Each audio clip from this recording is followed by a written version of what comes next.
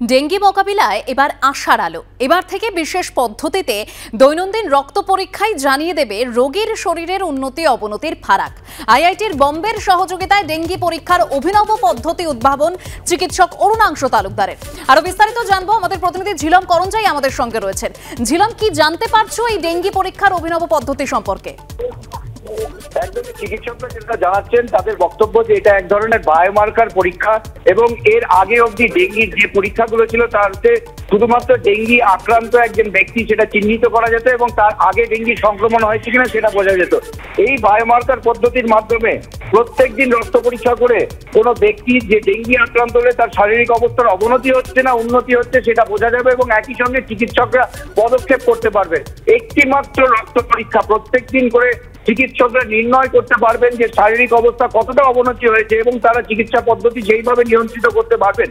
এবং এই পদ্ধতিটা আবিষ্কার করেছে আইআইটি বম্বের গবেষক এবং কলকাতা মেডিকেল কলেজের চিকিৎসকদের একটি টিম।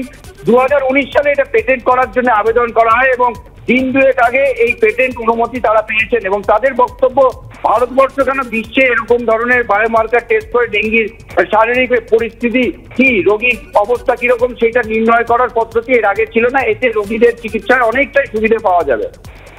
ধন্যবাদ ঝিলম। ডেঙ্গি যে রোগটা নির্ণয় করি বা ডেঙ্গুর যে রোগে ভোগে নির্ণয় করার জন্য দুটো পরীক্ষা আছে, যেটা আমরা সবাই জানি, NS1 আর ডেঙ্গি আইজি।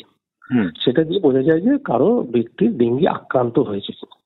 এইবার ডেঙ্গি আক্রান্ত হলে সেই রোগী সুস্থ হতে পারে, অল্প খারাপ হতে পারে, খুব খারাপ হতে পারে এবং মৃত্যুও হতে পারে। এইগুলো বোঝার জন্য যে কে কতটা খারাপ হচ্ছে সেটা দৈনন্দিন তাকে পর্যালোচনা নিরীক্ষণ করা মতন সেরকম একমাত্র যেটা নাকি আমরা চোখে দেখে ক্লিনিক্যালি বুঝে এবং প্লেটলেট বা রক্তের চাপ দেখে ব্লাড প্রেশার দেখে আমরা বুঝতে পারি। আমাদের কাছে এমন কোনো অস্ত্র ছিল না, মানে এমন কোনো সুযোগ ছিল না যে যেটা থেকে আমি বলতে পারি যে হ্যাঁ এই রুগীটার কিন্তু রক্তের এই পরিমাণটা বাড়ছে, সুতরাং আগামী 1-2 দিনের মধ্যেই কিন্তু খারাপের দিকে যাবে। এইটা এখনো পর্যন্ত আমাদের এই চিকিৎসা শাস্ত্রে কোথাও সেটা নেই। কিছু হলে তারপরে আমরা জানতে পারি, প্লেটলেট কমলে আমরা জানতে পারি, কিন্তু প্লেটলেটটা যে কমতে যাবে কিনা সেইটা বোঝার মতন জায়গায় কিন্তু আমরা নেই। কমার পরে বুঝতে পারি।